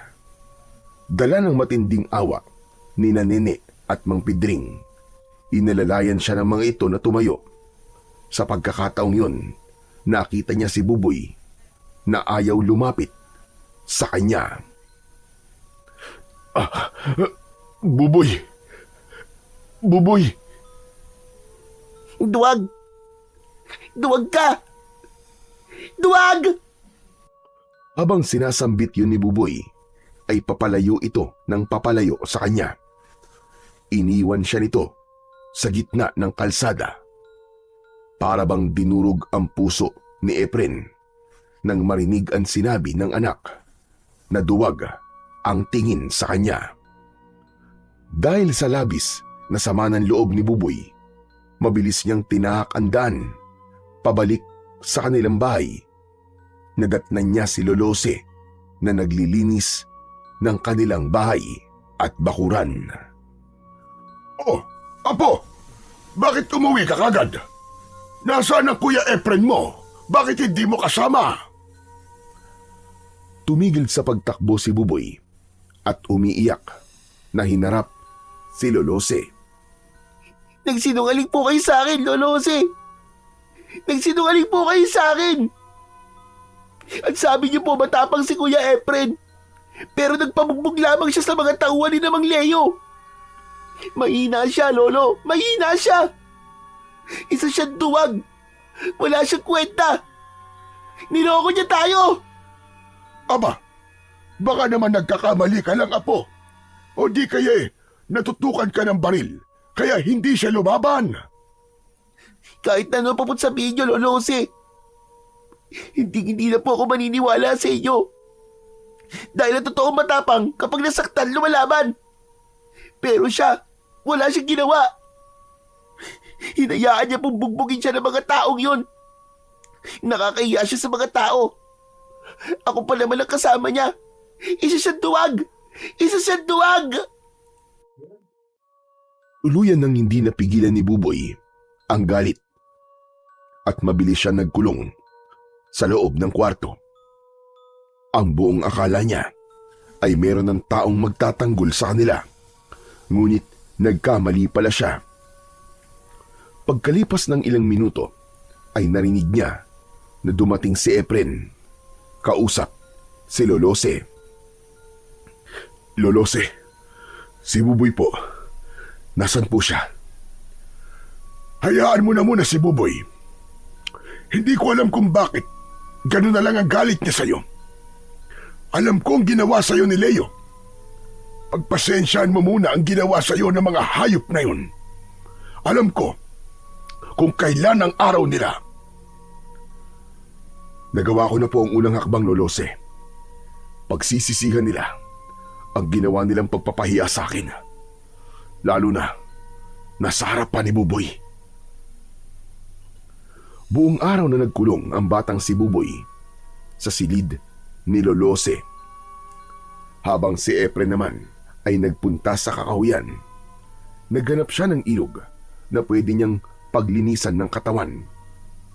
Isinabay niya ang ritual, pagdidikdik ng asin, kasama ng maraming sili. Habang basa ang damit, tadtad ng sugat ang kanyang katawan. Ipinagdikit niya ang 2 palad habang nakapikit. Sa harap ng mga dinurog na sili, lumitaw ang kulay pulang usok na si Efren lang ang nakakakita. Umangat yon at bumalot sa kanyang buong katawan, maging sa kanyang palad. Kasunod ng pagkakaroon ng liwanag sa kanyang mga mata, unti-unting naghilom ang kanyang sugat sa katawan. Dinukot niya ang barya sa bulsa na pinagbentahan niya ng sili. Isinama niya yon sa mga dinikdik na sili. Pagkatapos ay nilagyan ng tubig at inilagay sa malinis na bao ng nyog. Ito na ang simula. Ito na ang simula ng kalbaryo niyong lahat. Pagkatapos magsagawa ng ritual, umuwi siya ng bahay ni Lolose. Madilim na at tahimik ang gabi nang pumasok sa loob ng silid si Efren. Kinuha niya ang tungkod na may talim sa dulo, pati ang salakot, at isinuot yun sa kanyang ulo. Ibinabad niya ang talim sa katas ng sili na may asin at barya. Saka inilagay ang katas sa isang bote na may pang-spray. Isinuksok niya yon sa bewang at tahimik na umalis. Samantala, habang nagkakasiyahan sina Leo at ang mga barkada nito, ay pinag-usapan ng mga ito ang nangyaring pambubugbog nila kay Efren. Ano? Nakita niyo ba kung paano kong inilampaso ang hayop na yun? Wala na yun. Panigurado magtatanda na siya, mga pare. Kaya ipagdiwang natin ang tagumpay natin. Sabay-sabay na nagtaas ng baso ang mga ito, saka pinag-umpugan bilang tanda ng pagdiriwang nila. Pagkatapos, pinaglaruan naman ni Leo ang baril. Itinutok yon sa mga kasama habang kumakanta. Mula sa likod naman ng pinto ng bahay ni Leo, nakatayo si Efren. Kumakatok siya sa bahay nito. Pinagbuksan siya ng tauhan nito. Ngunit bago pa ito makalapit sa kanya, itinarak niya kagad ang talim ng tungkod sa tiyan nito. Nasunog ang katawan ng lalaki sa kanyang harapan. Anak ng teteng, mga jablong buang. Sinasabi ko na nga ba't mga aswang kayo eh. Kaya malalakas ang loob niyong pagharian ng baryong to. Pues, bilang na ang mga oras niyo. Humanda kayo ngayon sa akin. Mabilis na pumasok sa loob ng bahay si Efren. Pagkatapos ay inatake ang mga tauhan ni Leo gamit ang kanyang sandata. Walang kaalam-alam ang magkakaibigan na naubos na ni Efren ang mga nagbabantay sa labas. Maya-maya pa ay lumabas ang isang lalaki. Natatandaan niya na ito ang pumalo ng baril sa kanyang likod. Nagkatamaan sila ng paningin. Mula sa kanyang harapan ay biglang nagbago ang anyo nito. Naging isang kubot at ginamit nito ang humahabang buhok para umatake sa kanya. Sinalubong niya yun ng spray sa muka ng dinikdik na sili at asin. Sumabog bigla ang katawan nito at lumipad ang alipato ng naaabo nitong katawan. Babalik ka na ngayon sa impyernong pinanggalingan mo. Iniwan ni Efren ang abo na kumalat sa sahig at mabilis na pinasok ang silid na kinaroroonan ni Leo. Hindi agad nakagalaw ang mga ito. Nakaawang ang bibig na nakatingin sa kanya. Magandang gabi mga kaibigan. Nandito ako para maningil ng pautang. Napatayo si Leo, subalit nahampas na ito ng tungkod ni Efren. Bumagsak ito pabalik sa upuan habang ang dalawa naman itong kasama ay umatake sa kanya. Mabilis na kumilos si Efren. Sinalubong niya ito ng isang malakas na sipa at nang bumagsak ang mga ito sa sahig, ipinainom niya sa mga ito ang dinikdik na sili at asin. Nagkikiksay ang katawan ng mga ito habang bumubula ang bibig. Pagkalipas ng ilang segundo, sumabog ang katawan ng mga ito at nasunog. Anong pinainom mo sa kanila? Sabihin mo! Anong pinainom mo sa kanila? Gusto mo talagang malaman? Sige, sasabihin ko. Lason ang pinainom ko sa kanila. Lason mula sa dinikdik na sili at asin. Pagkasabi nun ni Efren, sinakal niya sa leeg si Leo, pero nagbago rin ang anyo nito. Humaba ang buhok, nagkulay pula ang mga mata. Humaba rin ang pangil sa bibig at kuko nito sa mga daliri. Hindi siya maaaring magkamali. Si Leo ang aswang na binuhusan niya ng langis nang makita niya ito sa daan. Mabilis silang naglaban. Tumalsik si Efren at pasadsad na bumagsak sa sahig. Pero agad din siya nakabawi. Sumugod siya at inatake niya ng saksak ang dibdib nito. Kasabay ng pagbagsak nito sa sahig, sinakyan niya ito sa tiyan at itinaktak niya ang laman ng bote sa bibig nito. Nagkaroon ng kulay pulang usok ang bunganga nito. Nagkikisay ang katawan habang bumubula ang bibig. Tinubuan ito ng bukol sa balat. Pumuputok-putok na parabang kumukulo sa loob hanggang sa tuluyan na itong namatay. Nilapitan niya si Leo. Pinugutan niya ito ng ulo. Binitbit niya ang ulo nito palabas ng bahay, saka inilagay sa maliit na kahon na gawa sa tabla. Tumutulo ang dugo nito mula roon. Yun ang gagamitin niya para malason ang kapwa nito aswang. Dinala niya yon sa bahay ni Lolose para magsagawa ng panibagong ritual. Iniwan niya muna ang pugot na ulo sa ilalim ng hagdanan dahil balak niya munang makita ang anak bago siya muling umalis. Susugod na sana siya sa bahay ni Mayor Aragon. Ngunit isinasabit pa lang niya ang tungkod sa dingding nang marinig niya ang boses ni Buboy sa kanyang likuran. Tay? Napalingon si Efren. Nagpalipat-lipat ang tingin niya kina Lolose at Buboy na nasa loob ng kanyang silid. Naluluhang niyakap siya ni Buboy.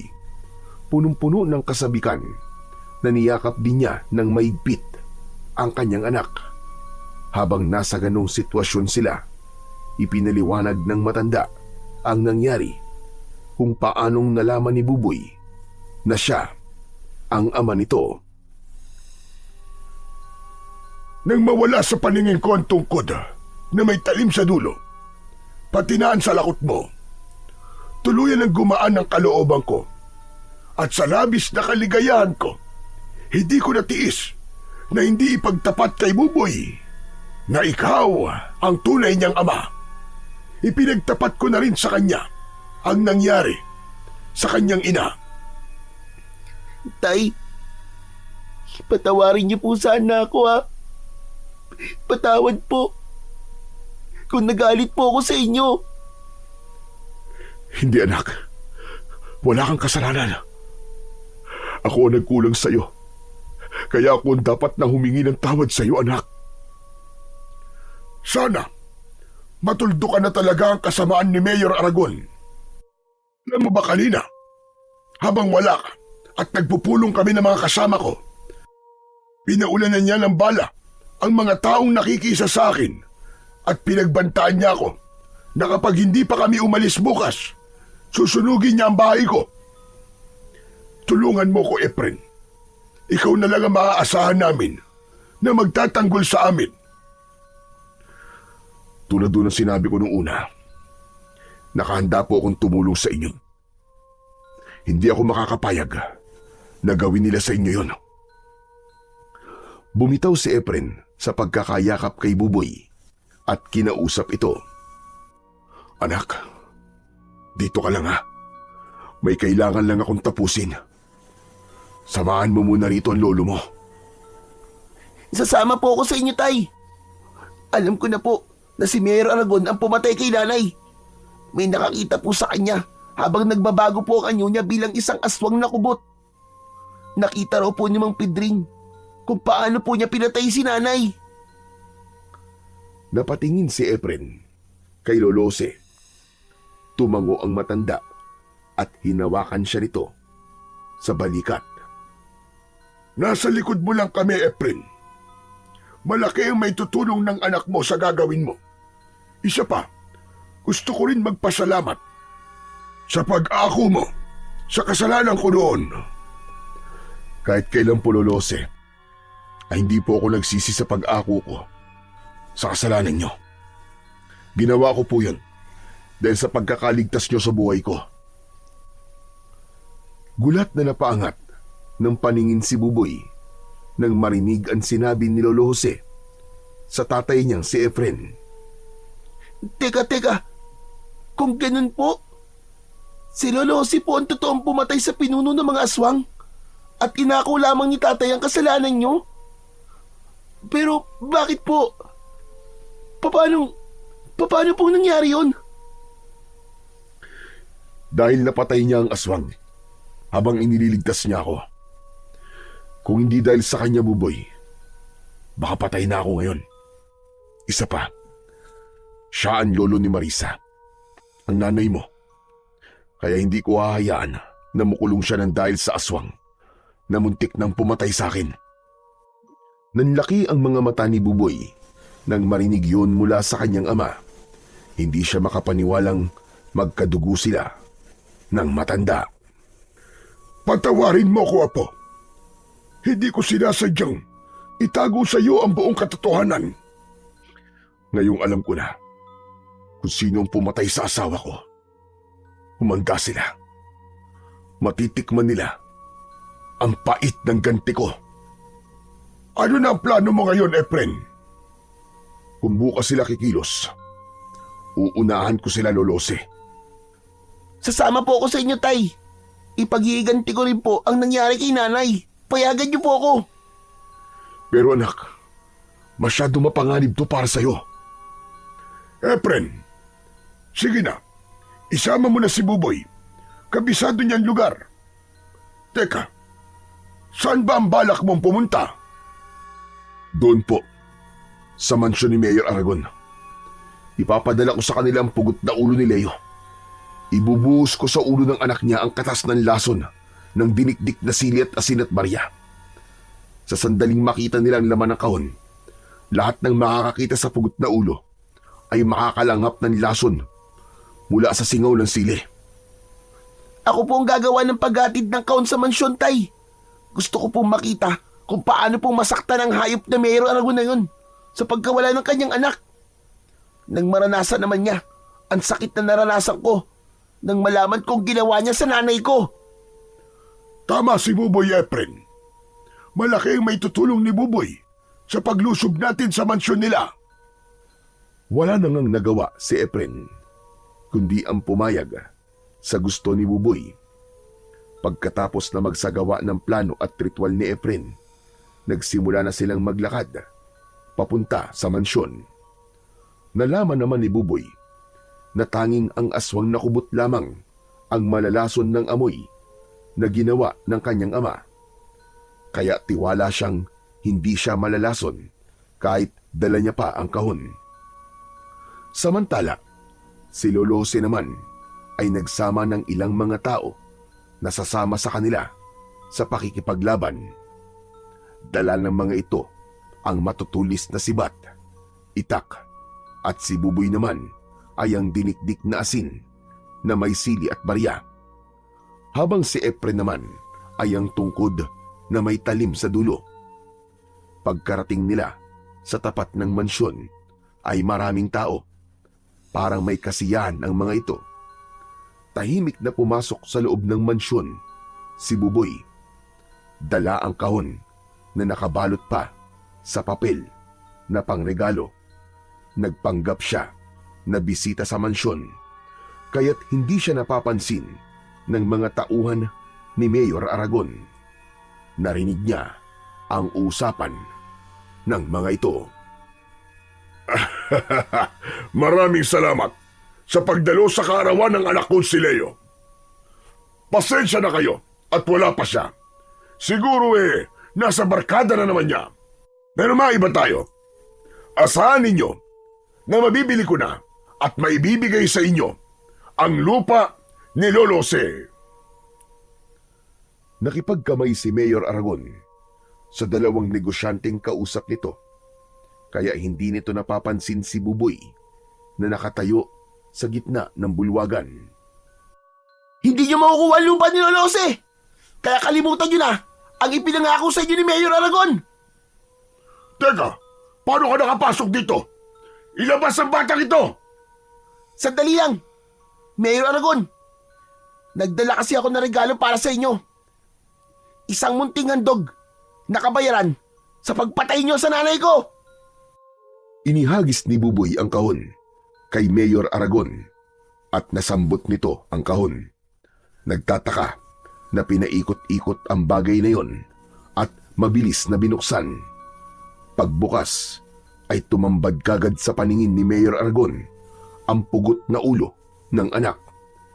Kasabay ng sigaw nito, nagbago bigla ang anyo ni Mayor Aragon kasama ng lahat ng mga tao sa loob ng bulwagan. Naging isang aswang nakubot ang mga ito at kumalat ang buhay na buhok na tangkang umatake sa nakatayong si Buboy. Ngunit huli na ang lahat.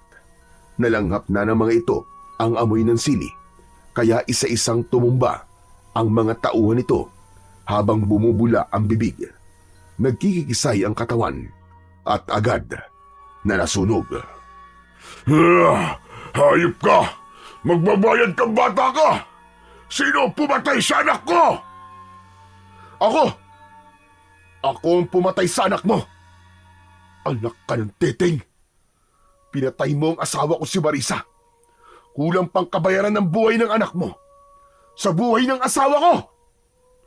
Kung ganun, papatayin ko kayong lahat kasama ang batang yan! Tumakbo papalapit kay Buboy ang aswang na si Mayor Aragon. Ngunit biglang humarang si Efren. Itinarak niya ang talim ng tungkod sa dibdib mismo ng aswang. Habang si Buboy naman ay lumapit din kay Mayor Aragon. Inispray niya ang katas ng sili sa mukha nito, habang si Efren naman ay paulit-ulit na sinaksak ang dibdib ng alkalde. Sumugod na rin ang taong bayan at pinagtulungan ng mga ito na saksakin ang nagkikikisay na katawan ng mga natitirang tauhan ni Mayor. Pinagmasdan ng mag-ama kung paanong unti-unting nalalason ang katawan ng mga ito. Tumubo ang malalaking bukol sa katawan ng aswang na kubot at nanlalaki ang mga mata habang pilit na tumatayo para lumaban sa kanila. Subalit bumula ang bibig nito hanggang sa tuluyang masunog ang katawan ni Mayor Aragon. Naluluwang napatingin si Buboy sa muka ng kanyang ama na si Mang Efren. Tay, gumana po ang lason na ginawa nyo. Hindi ko po alam na mahusay po pala kayong gumawa ng lason. Matututunan mo rin ang lahat ng yan, anak. Balang araw ay dalawa na tayong haharap sa mga aswang na kagaya ni Mayor Aragon. Tuluyan ng nakalaya ang baryo ng Garoma sa ganid na pamamahala ng isang kurap na kawani ng gobyerno. Sana ay wala nang kagaya niya ang muling maghari sa lugar na ito. Tara na mga kasama! Makakahinga na tayo ng maluwag! Wala na si Mayor Aragon! At dahil sa kasama natin na si Efren, nagawa natin magtagumpay! At siyempre, kasama ang kanyang anak na si Buboy! Mabuhay ang mag-ama! Mabuhay ang mag-amang manunugis! Sabay-sabay na umalingaw-ngaw ang malakas na boses ng mga tao kasama ang mag-ama na sina Nene at Mang Pidring. Sama-sama silang lumabas ng mansyon at naiwan ang naaabong katawan ng mga aswang na kubot. Magmula ng gabing yon ay tuluyang bumalik ang katahimikan sa baryo. Naibalik din ang lupang kinamkam ni Mayor Aragon sa mga tao. Pagkalipas ng 2 linggo ay magkasama na ang mag-ama sa pagtitinda ng sili sa mga tao. Magmula kasi na masaksihan ng mga tao ang bisa ng sili sa mga aswang, ay kinahiligan na ng mga ito na gumamit ng sili sa lahat ng lulutuin. Dumami ang suki ng mag-ama at dahil sa malaking halaga na naiipon ni Buboy sa paglalako ng sili, ipinagpatuloy niya ang kanyang pag-aaral. Si Efren naman ay nanatili bilang isang salamangkero na biyasa sa paggawa ng lason sa pamamagitan ng orasyon at ritual. Natutunan ni Buboy na ang pagiging masama sa kapwa ay palaging may katapat na kabutihan na tatalo sa kanilang kasamaan. Walang permanente sa mundo. Lahat ay mawawala at ang labis na paghahangad sa yaman kailanman ay hindi rin magtatagal. Dahil ang yaman na naipon mo sa lupa ay hindi mo madadala hanggang sa hukay. Pero ang kabutihan na iyong nagawa ay mananatili sa alaala ng lahat, magpakailan paman.